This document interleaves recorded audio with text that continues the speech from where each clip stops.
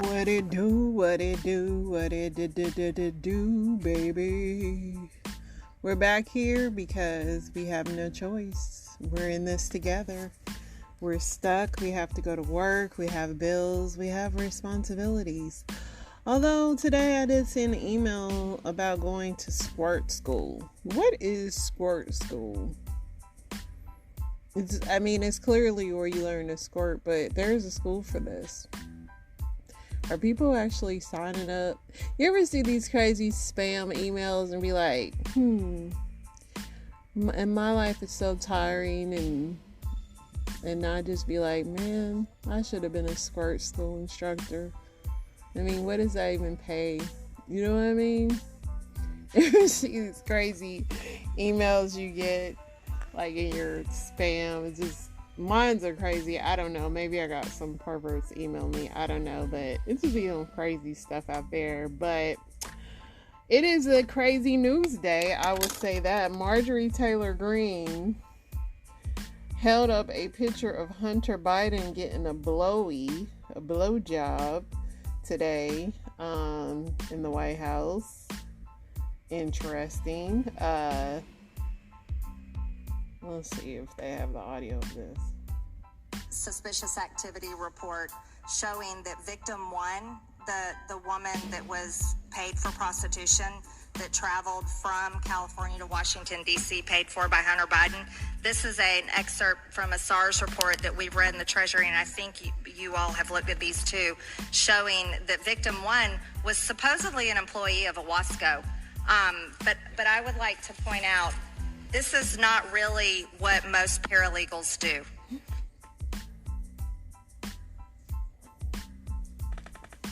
Sorry, I guess the All right, Congresswoman Greene joins me now. It's good to have you back on.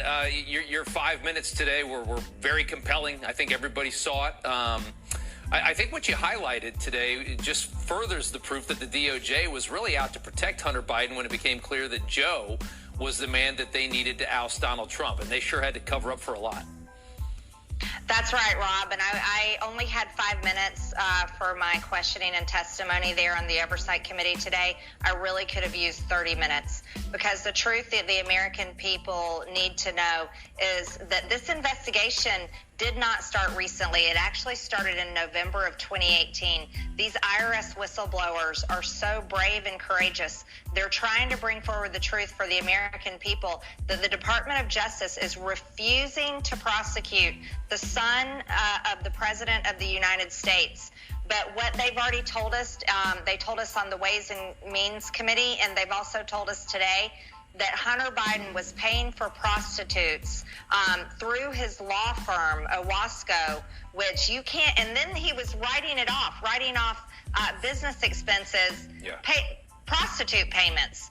And if any regular American were to do anything like that through their business or their LLC, they would be in jail, but not Hunter Biden. No, and again, just to clarify my position on this, Hunter did a lot of stuff, but there's a lot more to it than just what Hunter was involved in. We're going to get to that in a second. But before we get there, you talked a lot about the Mann Act this afternoon. For people that don't know, explain what it is that you say happened here with Hunter and this money.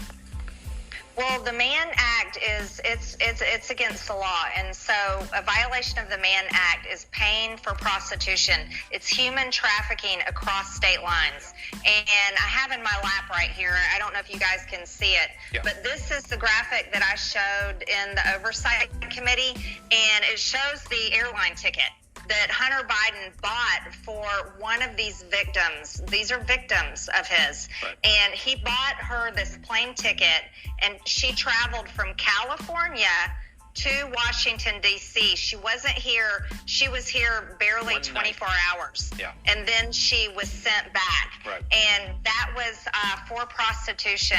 And that is a perfect example of a violation of the Mann Act. Yeah. The Department of Justice cannot hide this anymore. Yeah, no, and we know why they're concealing it. And as I just said, even more important than what we're seeing of Hunter's activity is the evidence that these whistleblowers were prevented from looking at and from following evidence that would lead them to Joe Biden. because the DOJ, I believe, was clearly aware that their hero, the man that they thought could remove Trump from the government and return power to our unelected bureaucracies and return power to the DOJ, was also, unfortunately, their hero was unfortunately just and inconveniently a corrupt traitor to the country.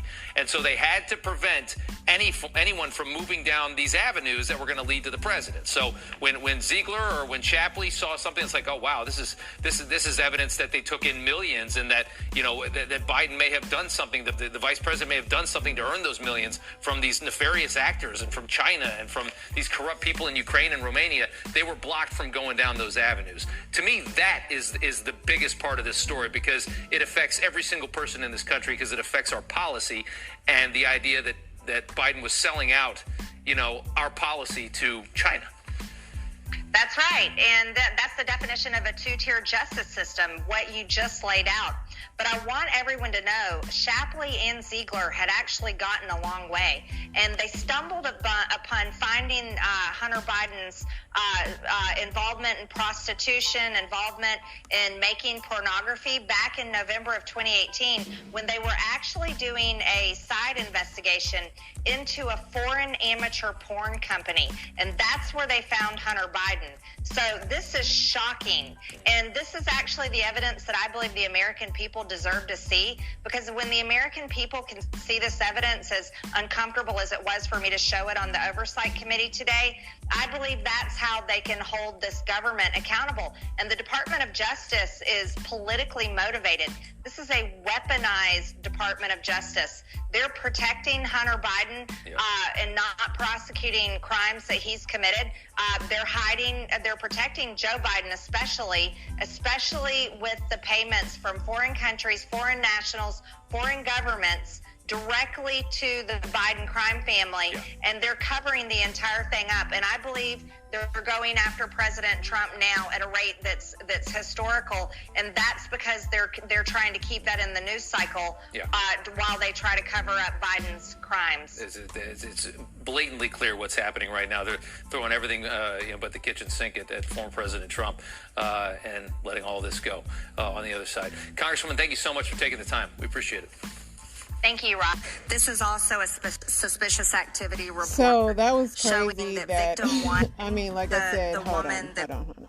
That she institution. literally had, like I said, a whole screenshot of Hunter getting a blowy. And I mean, listen, the lady's Marjorie Taylor Greene is very cray-cray. But I do think it's something to everything that is going on with that family. Something ain't right. And speaking of this stuff, so when I reported on the girl Carlee Russell, I was already kind of side-eyeing the whole situation, and that's why I said it was weird, and now it's come out that she possibly definitely lied. But she gonna stick to this lie, y'all. She gonna stick to this lie, and it's kind of sad because a lot of people were upset, were worried, and to come to find out that this was not what it appeared to be is just crazy. And it sucks for actual victims that have went through stuff. Let me play out this funny video of this one girl, because she kind of like summarizes what everybody was feeling about Carlee, because I mean a lot of people were up in arms, they were upset. So let's play this video here. It's Carlee Russell. Carlee, bitch, you was lying this whole motherfucking time. You got me on here acting like I'm Oprah Winfrey, ho. Bitch, I done peeled off every single one of my lashes, ho, because I'm so stressed out about you, bitch. I'm talking about I keep watching the highway footage. I just swear up and down a midget got you in a headlock, bitch. But that's really you going in your backseat to get the snacks from Target, bitch. Bitch, I done called my grandma about you, ho. I done told my grandma to create a prayer circle for you. I really was worried. Then you done stole from your fucking job. You done put the money in your sock. Bitch, you done rolled up to your mama's house butt-ass naked, but you got some money in your sock. Talking some of the kidnappers gave it to me. So the kidnappers gave you a parting gift. This why they don't believe us when we be missing, bitch. It's really people out here that that need fucking help and you wasting our time because you trying to make a nigga mad. You finna piss me the fuck off, Carly. I really made a video about this shit. I don't be speaking on nothing, but I spoke on your lying ass. And you had to be from Birmingham, too. Listen, she ain't lying, though. A lot of people was worried about you, Carly, and you really kind of played us to the left. You played us to the left, and, you know, unfortunately, a lot of black women are missing and stuff like that, and so for her to do that was not cool, Carly. It was not cool, Miss Ma'am. Not at all. But yeah, y'all, I thought it was funny, but that's just me. Let's see here. What else do we have in the news? Carly, she gonna stick to this lie, though. And the Cheez-Its that she swore these people fed her, it is just bad. Let's see what else is going on. This TikTok creator is still going viral from making her virtual coins. This is where our society is right now, to where people can pretend to be AIs and make all kind of money from just, she literally takes a flat iron and pops a popcorn kernel, and she's making like $2,000 extra a month. And here I am busting my hump every day, and I can just plug in a flat iron and pop popcorn and act like a freaking robot. This is the life we live in. The dude that went to North Korea yesterday, he is still there. I think that's gonna be his new home. At this point, Carly should have went to North Korea, because, you know, ain't no coming back from this, Carly. I don't know how you gonna... Either you might have to go ahead and go to counseling, something to show that you were remorseful for this. Let's see. Astronomers report the discovery of what could be two planets sharing the same orbit around their star. They say it's the strongest evidence yet of this bizarre cosmic pairing.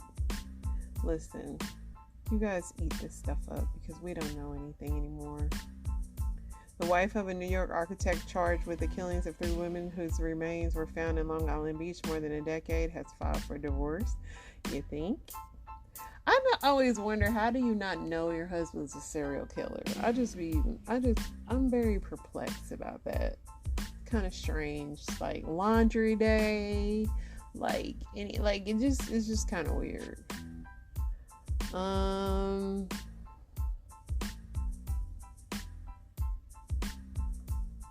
A Mississippi poultry plant said it had no idea a 16-year-old boy who was killed in an on-the-job accident was a minor. So these poultry plants are still hiring underage kids, I see.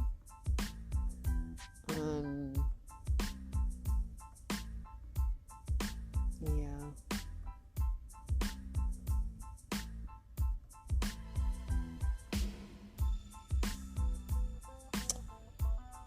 Heat wave is still going on. New Zealand had a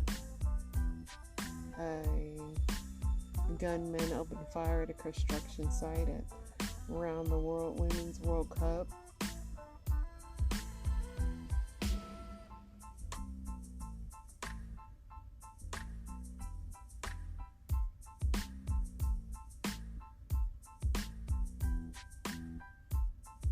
Mike Pence is still calling himself running for president.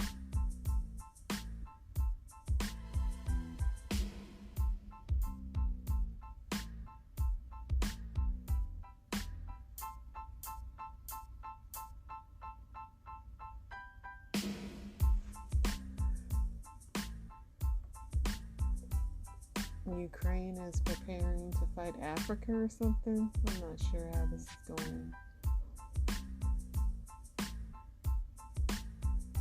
Let's see what else we got here.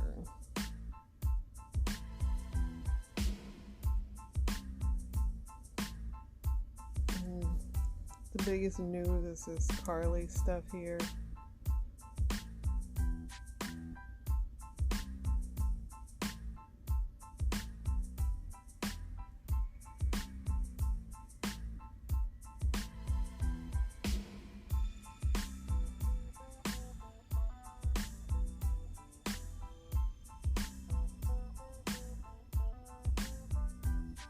Real Housewives of Atlanta, Nene's son was arrested on fentanyl possession, and he lied and told the cops that he was his little brother. That's messed up, but not shocking. You know, I was watching Quarterback on Netflix, and I was just looking at, you know, these rich kids that's growing up, and for me, growing up as a rich kid, like, I saw Mahomes take his kids to a pumpkin patch, and it was like they were the only people there, and I'm like, man, that's kind of boring, because, you know, when you're a kid and you go to the park, when you have siblings, the whole point of going to the park is for me to, like, find other friends besides your siblings to play with. Like, it's gotta be lonely to be rich sometimes, especially as a kid, I ain't gonna lie.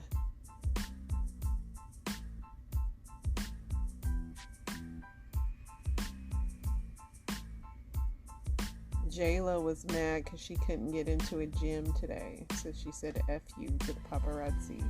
As rich as y'all are,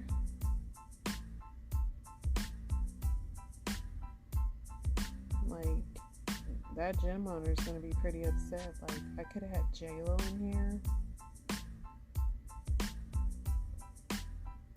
The Iron Sheik died of cardiac arrest. That WWE guy.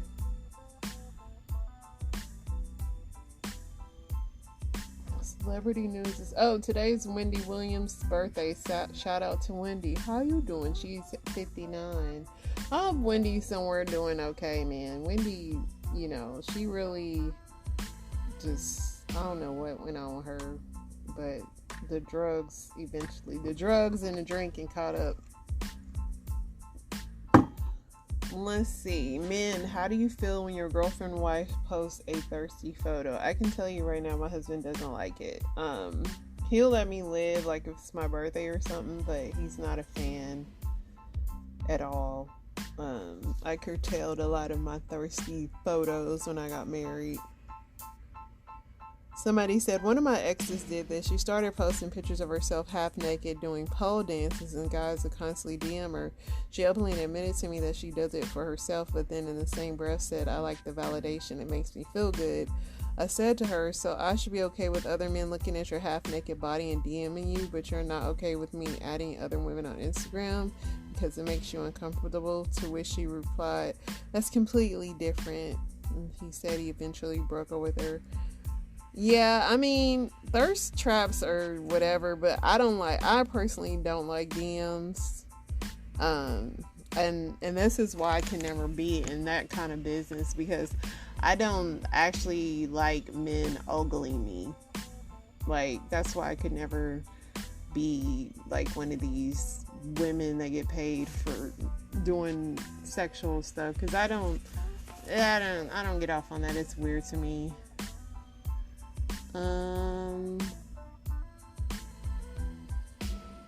I would date someone who did that. Everyone decides their own boundary, and for me, this would be a fundamental incompatibility. At what age did you stop going to clubs? I stopped going to clubs the last time it was a shootout in front of the club. And I was like, I'm not going to die for some bass. And I love bass and music and dancing, but the clubs now are so dumb. Like, everybody wears shades, everybody's too cool to dance. But secondly, the clubs I like to go to, you could possibly get killed. So I would say I was probably about 26 when I stopped going to the club. A lot of people are saying 20. I went to the clubs a lot when I was in the military too, so, because it was literally, when I was in Korea, there was like nothing else to do but go to the club. So I went to the club like every weekend. So when I first came home from the military, I was kind of like clubbed out. Like, I didn't even want to club anymore. A lot of people are saying 20s, 22, 23, and I know a lot of old people that still go to the club. Somebody said 28 now, haven't stopped, still seeing myself continuing until I drop. There you go. You gonna find some old heads up in the club. You know, it's to each his own. Like, if I was a bachelorette or something like that, I don't know. I'm too scary. I ain't gonna lie. I don't want to get killed. Sitting on public toilet seats? No.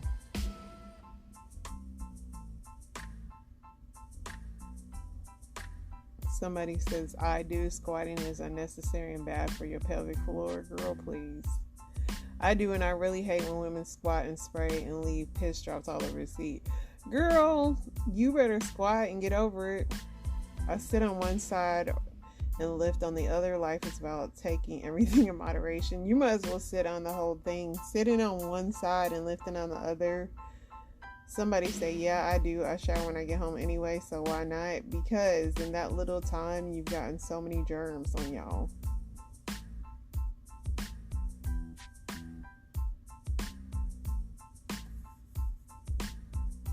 Any women here go through the phases of please don't touch me down there?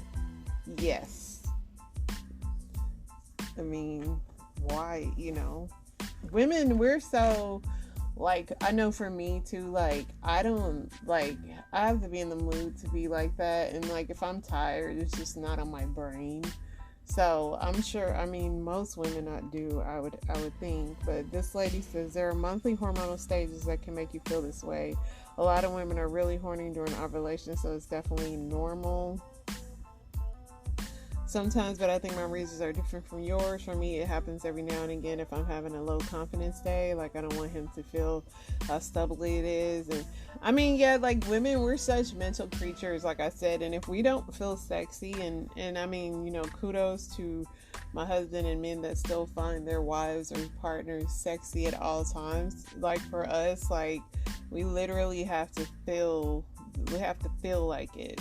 And yeah, being a woman is just so much mental gymnastics. It can be tiring. But let's get into these story times. This story is about a girl that she was pimped and she was pimping and she was all that. So let's get into her story. To learn the routes. So once I learned the routes, I called my little friends that liked me and stuff on Facebook, and I let them know do you want to make extra money? This is this, this is that. And so they were just like, yeah. So I go pick them up and I put them down. Money starts coming in. I learned how to post them. I post them on Craigslist, Backpage, Redbook, Meet Me, all kind of websites that I can put them on just so I can make money. And the money was flowing in, and I got addicted. So I started getting addicted, and that's when I started pressing crystal hard. I started slamming it. I started smoking it, started sniffing it. Whatever I can do with crystal, I did it. I cheesed it up back there, and I just, anything to get a high so I can be okay with it, And as a woman, I couldn't be in the car.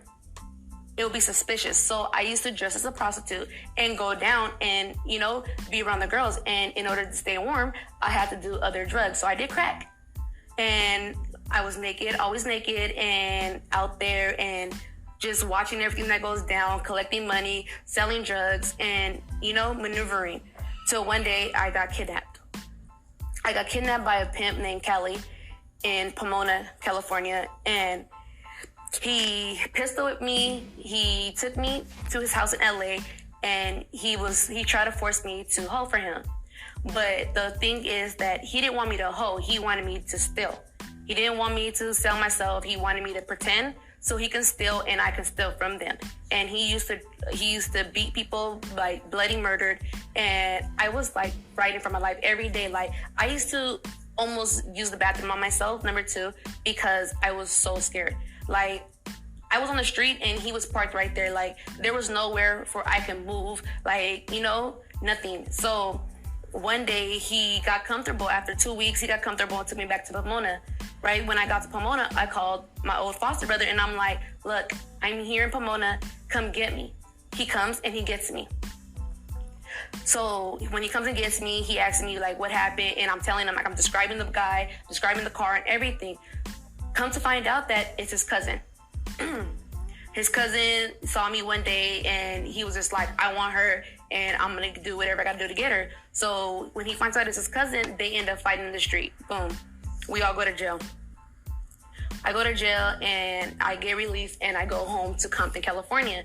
And I started gangbanging again, and I started really selling drugs and pimping and doing all this kind of stuff and to get money. and my family started disowning me. When they started disowning me, I started slanging to my family. Like, I started giving my family drugs and, you know, doing it like that. And then I started pimping on my little sister. She was 15 years old, and she wanted to hoe, so I had her hoeing for me. You're how old now? Me? I was 21 at the time. You were 21? Yes, and she was no, I was 18 and she was 15. Got it. So I'm selling her, me, my guy friend, and her, we're thugging it. Then we started getting more females. And Gina, my little sister, runs away and she doesn't come back. She goes back home. And she's pregnant, and I'm still doing me. Then my other girl leaves me because she got ran over by a car and she felt like I didn't care. So now I'm here. I'm slanging dope in the riverbed. I'm sleeping in tents. I'm cracked out of my mind. I'm like just so crystal out of my mind. I'm going from garage to garage to garage, and hotel to hotel to hotel, tent to tent to tent, all in Norwalk riverbed by the Green Line station. So then one day my friend hits me up and he's like, "Oh, I got a girl for you." So I go to Southgate and I meet this girl. She tells me she's 18 years old. At this time, I'm 21. So she tells me she's 18 years old and that she wants to hoe. So we started doing it. I got her hooked on crystal meth, and so we're getting high as hell. Me and her end up falling in love with each other, and after we fall in love with each other, I'm like, "Hey, I don't want you hoeing no more." She was just like, "Well, this is the only way to make you happy, so I'm gonna go ahead and hoe." So she's hoeing and we're doing this whole thing. Well, one day I get pulled over by the police and they find my gun in my car and they take my best friend to jail. They take him to jail, and then when they ID her, they find out that she's missing. She's been missing. So me not thinking, because I'm so high and haven't been to sleep, so I'm delusional. I'm like, "What do you mean? Like, why are you taking, this is my girl and whatever not." They were just like, "Well, either we take her or we take you." And I'm like, "Why would you take her?" And they were like, "Well, she's 17 years old. And I'm like, "Well, take her then. Like, I'm not going to go to jail." So they take her, and so she hits me up and tells me I'm messed up, that she's being raped by her dad, and that I need to come get her. Well, I can't come get you. So I leave her where she's at. So I end up bailing my best friend out, and we're in his garage, and I get a phone call from the girl. And she tells me like, "Oh, I need you to meet up with me. I got money for you," and all this. Now me, I'm so money hungry and so delusional. I go. So when I go over there, we're talking, and I fall into her trap that, you know, like I started answering questions that I shouldn't have answered. All I got from this whole conversation is that crack makes you warm when you're cold. Listen, don't do drugs, kids. What a little wildlife this girl's had. Stood up the whole night trying to get the rope off my wrist. But unfortunately, the ropes are bound too tightly, and she can't free her hands, but she needs to keep going, no matter what. I decided I needed to move and get out of there, so I went underneath that barbed wire fence, and I hopped about 3 steps, and I fell. My feet got tangled up in the bushes, and I just stayed. I didn't have the strength. Hold on one second, because that was part 3. This is just a girl that has like this black eye that was in this family portrait. Let me go to part 1. This family picture hides the most disturbing secret. The girl in the back is 15-year-old Norma Countryman. She's surrounded by her loving family. But look carefully. She's the only person who appears nervous, and her left eye is swollen. A few days before this photo was taken, Norma was tied to a tree, with ropes around her hands, feet, and mouth, and left for dead. 2 months earlier, and only 30 minutes from where Norma lives, 14-year-old Diane Gilchrist leaves her house to go to school and is never seen again. 2 days later, 19-year-old Gloria Knudsen goes missing. Her skeletal remains are later found near Lake Lagamas.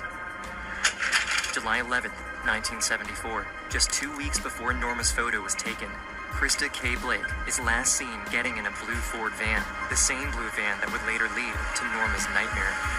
Considered one of the worst serial killers to ever prey on women. They don't have evidence linking him to all of the suspected murders. As months pass, more young girls continue to vanish, with no arrests being made, until, against all odds, 15-year-old Norma Countryman survived Washington State's most notorious serial killer. There are so many other people that matter. I'm here for them. In the quiet town of Ridgefield, Washington, 15-year-old Norma Countryman lives with her mom, stepfather, and siblings. May 29, 1974. Only a 20-minute drive from where Norma lives, 14-year-old Diane Gilchrist disappears on her way to school. Investigators follow every possible lead to try and find the missing girl, but to no avail. After months of investigations, the case grows cold. July 17, 1974. 3 months after the disappearance of Diane, Norma has just finished 8th grade and is excited to be on summer vacation. She lives with her family in a more secluded part of town, so she can't get around much without a car or a long walk. Around 4 p.m., Norma wants to go to the store and see some friends. I guess I was having a bad day, maybe bickering with my sister, but my stepdad was heading into town, and I said, "Can I go with you?" He agrees to drive her all the way to the main street, and Norma gets dropped off at the town's convenience store. She talks with friends, and after finishing purchasing some items, begins to walk home. She does this walk all the time. There's plenty of daylight, and normally no reason to worry. I walked up the main street and out of town, and I saw this van come out of town, and he did that whole double take, brake check thing, and I thought to myself then, I should just get up and walk away, just go home. I didn't do it. Fateful decision. I didn't do it. A blue 1974 Ford van drives beside her, quickly pulls forward, and then slams on the brakes. She hears a man's voice calling out, trying to get her attention. He was asking questions. "Do you want to go for a ride?" was the first one. "Well, no, thank you. I don't go for rides." But the man is persistent. He asks for cigarettes, marijuana, and keeps pestering her with questions, anything to get her from walking away. The teen has an uneasy feeling of danger, but at the same time, she's getting tired of the walk home, and in a split second, Norma decides to accept the ride. As soon as she gets into the car, she instantly regrets it. Stupid. Get into the van with a stranger when you're not supposed to, and that's what I did. They drive down the road in the direction of Norma's house, when all of a sudden, he makes the wrong turn. She tells him he has made a mistake and to turn around, but he doesn't listen. He pulled off the road into like this little meadow with bushes on both sides and got out of the van. Then he came in the door behind me and he put a knife to my throat. And that's when the disbelief started. He tells her to take off her clothes, saying he'd kill her if she refuses. She follows his demands, trying not to upset him. He takes off her bra and uses it to bind and gag her. She is bound to the back of the van and lies helpless. The man gets back in the driver's seat, starts the vehicle's engine, and drives off. I can't tell you how long we drove around. All I know was I was terrified, and I knew that bad things were going to happen to me. He continues to drive until the sun goes down. The man turns off into a remote road, far away from any of the main highways. He goes deeper into a dense, wooded forest. To a person unfamiliar with the area, they could have easily gotten lost, but this man seemed to know exactly where he was going. Suddenly, he brings the vehicle to a stop and unlocks the door. And then he got out, came into the back through the side door, and carried me out of the van, carried me into the wood. She knows not to yell or scream because the man threatens her with the knife.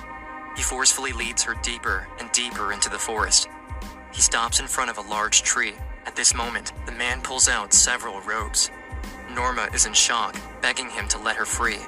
She doesn't know if anyone is looking for her or if she will ever see her family again. But the man ignores her and begins to bind her to the tree.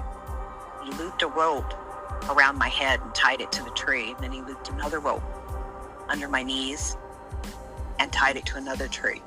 All of a sudden, the man becomes angry, punches her across the face, and forces himself on 15-year-old Norma. He hit me so hard, I swear to God, I saw stars. It went on all night long. After hours, he finally stops. It's now around 4 a.m. in the middle of the night. She is still tied between the two trees, ropes around her mouth, hands, and feet, unable to yell or move. Norma is exhausted, but she doesn't want to close her eyes, afraid of what might happen, of what the man might do to her next, as he just stands there silently. The teenager looks up at the stars above her, looking for any hope in sight. At that moment, against all odds, he starts to walk away, slowly. Norma sees him going further and further into the forest, back the way they came. This is the first time she's alone. She doesn't know if he is coming right back to kill her, or if he left her there to die, but either way, Time is running out. When she finally can't hear his footsteps anymore, she knows this moment might be her only chance to escape. However, she's still completely restrained and struggles to move as the ropes are tightly wrapped around her. But suddenly, an idea. The rope around her mouth might be possible to chew off, and if she can free her neck from the tree, then she could hop away. Norma starts to gnaw at the rope, trying to break it down as quickly and quietly as possible, fearful he might return any minute. And then finally, after biting down with all her strength, the rope around her neck breaks. My head fell free. I got on my knees and I picked up the rope that was connecting me to that tree.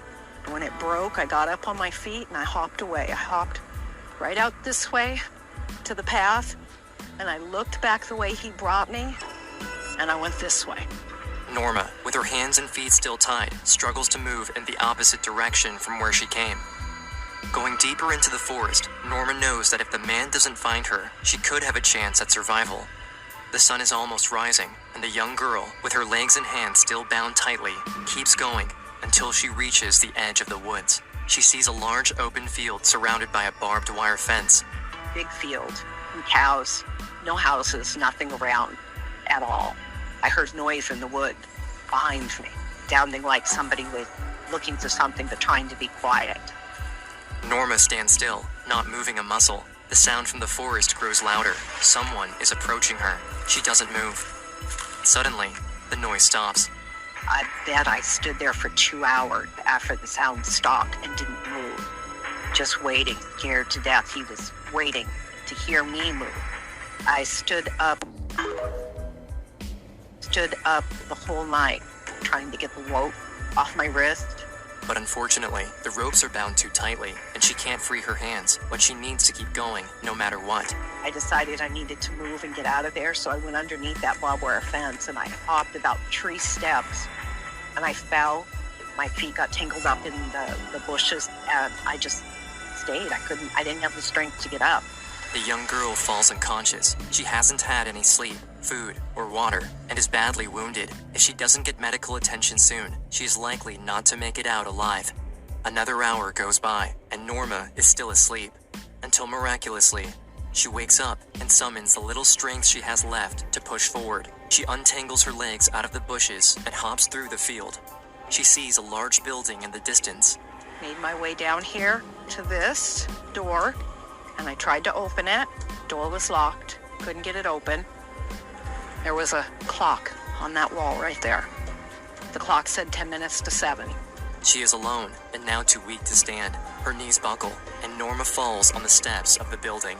I just sat down on the step, and I didn't sit there very long, just a few minutes. And I heard a vehicle coming up the drive out of sight, and I wanted to just get up and run. The headlights shine on her face. The vehicle gets closer and closer. Norma worries that he has finally found her. The vehicle stops right in front of her, and the engine is turned off. The door opens. A man steps out and walks toward Norma. It is still too dark for her to see him. She can't tell if it's the same man. She struggles to get up. Her whole body is weak and can't move. Knowing she has done absolutely everything she possibly can, she surrenders. And I think at that moment I gave up. I just thought, if it's him, it's him. There's nothing I can do. I can't do anything else. And I just started crying, and I sat forward and showed him my wrist. And that's when the man takes out a knife and cuts off the rope. Norma looks up in shock. It is not the man who abducted her, but instead, a park ranger. He just came up and with this look of puzzlement on his face, like, what the heck? The park ranger realizes that something terrible has happened and calls the police. When they arrive at the crime scene, Norma tells them all the details she can remember and bravely recounts her whole ordeal. She knows they need to act quickly because the attacker is still on the loose. As news makes its way through the community, one thought comes up. If Norma escaped, what happened to Diane Gilchrist, the other young girl who went missing 3 months earlier? In fact, after police listened to Norma's story, they realized that this attacker might be responsible for the disappearances and unsolved cases of over 5 young girls in the area. As everyone breathes a sigh of relief for the safe return of Norma Countryman, there is no happy ending. One person who can't forget about all the missing girls is Norma herself. She struggles with the idea that she made it out alive, but other victims are still out there, and the attacker is free. She is fearful that he will kidnap another girl, so she works with the police and gives them all the information possible. The teenager remembers the exact kind of vehicle she was abducted in. Police bring photographs of multiple possible suspects to Norma, but she does not recognize any of them. Without much else to go on, she feels helpless that she can't provide more information to investigators, and her case grows cold. But when things feel like they couldn't get any worse, 18-year-old Carol Valenzuela goes missing in the area. 1 month later, Martha Morrison, 17 years old, also disappears. As months pass, more young women continue to vanish, all the cases eerily similar to one another, with no arrests being made.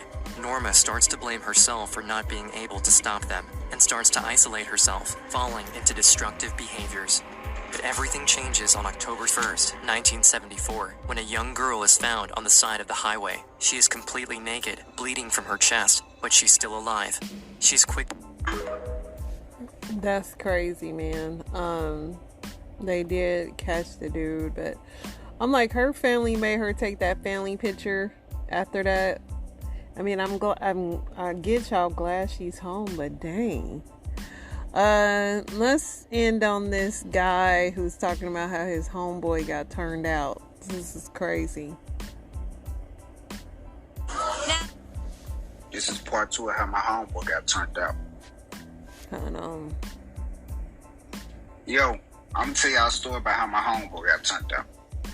So, I was about 15, and I had a homeboy who was 17. His name was Velvin. Velvin was dark skinned, dark like Wesley Snipes, you hear me? He had green eyes though. He was about 5'10", almost 5'11", but he was a ladies man, you hear me? Ladies used to look at his eyes and get mesmerized, you hear me? I'm talking about he could talk a female out her panties before she put them on in the morning. So, one day, on the weekend, Velvin also played basketball too. He was on the basketball team. So Velvin asked me one day, he was like, "Hey man, what you doing this weekend?" I'm like, "Shit, I ain't got no plan. I was gonna go to my granddaddy's house out there in North Memphis." You hear me? But I was like, "Shit, I think I'm gonna stay home. What's up?" He said, "Hey man, you try to slide over here with me and my girl, her friend in town. You know what I'm saying? She ain't got no man." I said, "Yeah." So I go over there that night, you hear me? We all having a good little time. We playing the Xbox 360. The 360. So we playing the Xbox 360 and all that, you hear me? And they be like, "Shit, I'm trying to get high." So at the time, Velvin and his girlfriend smoked weed. You know? I didn't participate in the weed or none of that. It just wasn't my style, you know? But I did, smoke weed probably like 4 years ago. But anyway, so it wasn't my style. So I'm just sitting there, you know what I'm saying? Me and the chick, we over here on the couch. We end up going to the bedroom, you know what I'm saying? Do what we do. So anyway, we get done all that. We back on the couch in the living room, and Velvin and his girlfriend is looking up at the sky, high as hell, hold the hands like this and laughing. You hear me? So we like, damn, all right. So we end up dipping that night. You know what I'm saying? He got him a little cootie, little cutty. You hear me? He got that pocketbook and got some change. You hear me? So we high-fiving. We talking all about it and all that. So you know what I'm saying? We go ahead to go to our houses, and then we link up the next day. So Velvin was like, "Shit, man, what you trying to do?" At this point, it's Sunday. I'm like, "Shit, I mean, we can mob around." You know what I'm saying? That's what we call walking. We can mob around the hood, do what you want to do. So he was like, "All right." So while we mobbing, we see his brother. His brother, RJ, is a local but big drug dealer. You know what I'm talking about? He sell cocaine. And he said weed. So everybody knows RJ. Everybody knows everybody. So we ran into RJ. We like, "Man, what's up with it?" So, you know what I'm saying? He dapping me up. You know what I'm saying? Give a brother a hug. Asking us what we getting into. So I'm like, "Shit, we just mobbed around, enjoying the Sunday. What you finna get into?" Watch part 2. This is part 2 of how my homeboy got turned out. We linked up with RJ. RJ was like, "Shit, y'all trying to roll with me? You hear me?" So we like, "Hell yeah, we go get on us some hoes." So he like, "Shit, get up in the car." So Velvin let the seat, you know what I'm saying? It was a 2-seater, because at the time, RJ had like this black on black Regal. and it was a 2-seater. So Velvin slid the look, the seat up. I hopped in the back. It was black on black ass windows. The inside was like that little furry black. You hear me? Like it's black, but it felt like fur. And then the outside was like a candy chrome black. But anyway, so we driving. You hear me? We don't know where the hell we going. Talking about we got the window down. You hear me? We hopping down on females. RJ doing donuts sometimes. And so it was a good ass day. So we pull up to this house out here in Westwood. So where we was at was in Fraser, which is in North Memphis. And we drove probably like 35 minutes to Westwood, which is down there on the borderline of Mississippi and Memphis. So we pull up to this house. I'm talking about it was in a nice ass neighborhood, you hear me? And the whole time we driving, RJ not telling us where we going. You hear me? So we found out shortly that we was at his plug house. And when I'm telling this house, you wouldn't even suspect it. It wasn't too big. It wasn't too fancy. It didn't have no fancy cars in the down driveway. I mean, it had a Lexus, and I think it had like a Lexus, and I'll probably say like an Expedition. Back in the days, everybody had Expeditions. So RJ hops out the car. He's like, I'm gonna be right back. We like, all right. So we had the radio up, Cause RJ had the 12s in the back. So we, we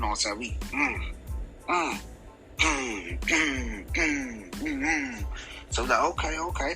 So RJ peeped his head out the door. He's like, hey man, turn it down. So we're like, all right, say less. So we just sitting there talking, got the music in the background like a movie. You hear me? So all of a sudden, we see that bad little bitch come out the house. I'm talking shower. Bad, finger looking good. Need to be on the KFC commercial. You hear me? So RJ like, shit, I'm finna hop down on it. I said, shit, nigga, man, move on. Let me get in the passenger seat. You feel me? So it look like this our car. So when we parked there, we parked in front of the house, and we see this red bone walking down the street. So we right here, she walking down the street. So Velvin like, shit, man, what's up? So he get to rapping with her and shit. She had a gorgeous ass smile. So he got her number. You feel me? So they're like, all right, we can link up later. The whole time she thinking this is his car. And her name was Sade. So remember that. Brother name, RJ, Velvin, Sade. Watch part 3. I'm gonna slap him, but we gonna watch part 3, but I'm sick of him already. Part 3, my homeboy got turned out. So after RJ dropped us back off in the hood after we left the plug house, Velvin like, shit, what you finna do? I'm like, shit, I'm finna go up in the crib, watch Burning Back. Who you with? So he was like, I'm finna go text Sade. So I'm like, all right. So about a week or two passed, he knocks up on my door. Opens up the door, you know what I'm saying? He tells her good morning, kisses her on the jaw, runs to the room. He like, man, guess what? I'm like, man, what is it? He like, man, how come Sade? It's the plug's little sister, you feel me? My brother's plug is her big brother. Damn, for real? He like, yeah, and she 20 years old. You hear me? She ain't even no teen. Shot at 20. I'm like, damn, okay. He's 17. I'm 15. I'm like, okay, then. So he like, man, damn, bro. I knew I looked through him. Like, shit, okay. So he was like, but she told me keep it on the low because she doesn't want what we doing to affect what her brother and my brother got. I'm like, shit, you know what I'm saying? That makes sense. So I remember like yesterday, the last day of school, you feel me? And like I told y'all, Sade thinking that his brother's car, the RJ car, is his car. And that motherfucker was fresh as hell, you feel me? So she thinking that's his car. So she hitting him my ass up like, shit, you know what I'm saying? Come pull up on me tonight. So he's like, all right, I got you, babe. So he ends up asking RJ, can he use the car? So RJ like, nah, not today, little bro. You know what I'm saying? I got something to do in the morning, early in the morning. I don't need you driving the car. So he like, damn, bro, I ain't gonna fuck it up. He like, nah, bro, you know what I'm saying? Wait till after tomorrow when I get done doing what I need to do, I'll let you get the keys. You feel me? He like, but you really need a car. You feel me? Because RJ had 2 whips. Really, he had 3. One of them was getting worked on. He had like a 2004 Malibu or a 2004 Malibu. And then he had the Regal. He like, shit, take the keys to the Malibu, you feel me? And I'll let you drive the Regal tomorrow. So RJ, he smokes weed and he snorts powder. So he end up passing out on the couch. You hear me? So how come Velvin ends up sneaking his keys. He waits 10 minutes to see if he gonna wake up. He sneaks his keys, and he goes to Westwood to pick up Sade. So when he pick up Sade, he takes her to Dixie Queen, which is a 24-hour spot that you eat at. That shit fire as hell. So he gets them something to eat, and then they end up driving to the park. You hear me? Near downtown Memphis, I think. Yeah, near downtown Memphis. I think on Riverside. So how come they end up fucking in a two-door? I don't know how the fuck they fucking up in the damn two-door. That motherfucker was smart, but they end up fucking. So as they fucking, they see a car pull up with the headlights. You hear me? So they hurry up putting on their clothes and mine. Watch part 4. No, we ain't watching part 4, idiot. I hate these people sometimes. And came across this classic episode. Hi, Mary. Too funny. Thank you for joining us. Now, Quintella has a little secret that she would like to share with you. Well, Mary, I know you have an idea that, well, we call him Bam. I know you have an idea that Bam was sleeping around, and I was the one.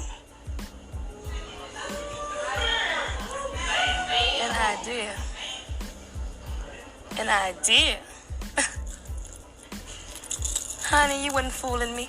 I knew it all along. No, I wasn't. But I just had to put my hand on it. I had to put my hand on it.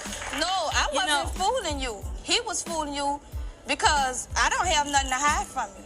I don't have to agree to anything with you. He have to answer to you. I don't. Well, that's the fact there. I can agree with you on that, but I tell you this. What you were really doing was wasting your time.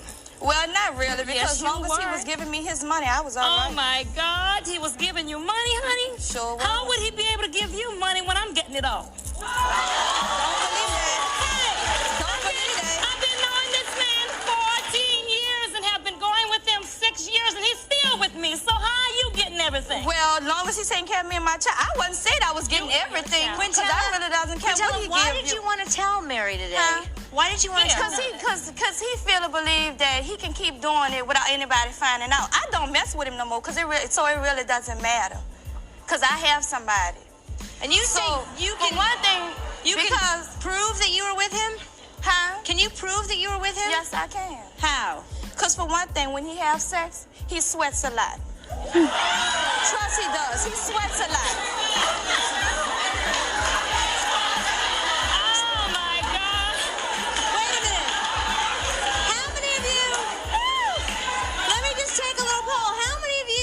Sweat when you have sex. Thank you. All right. I mean, wait a minute. No, it's not. I'm not saying everybody doesn't sweat.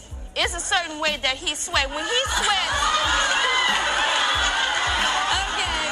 All right. Wait a minute. Are you ready to meet Joseph? Come on, Joseph. He's coming.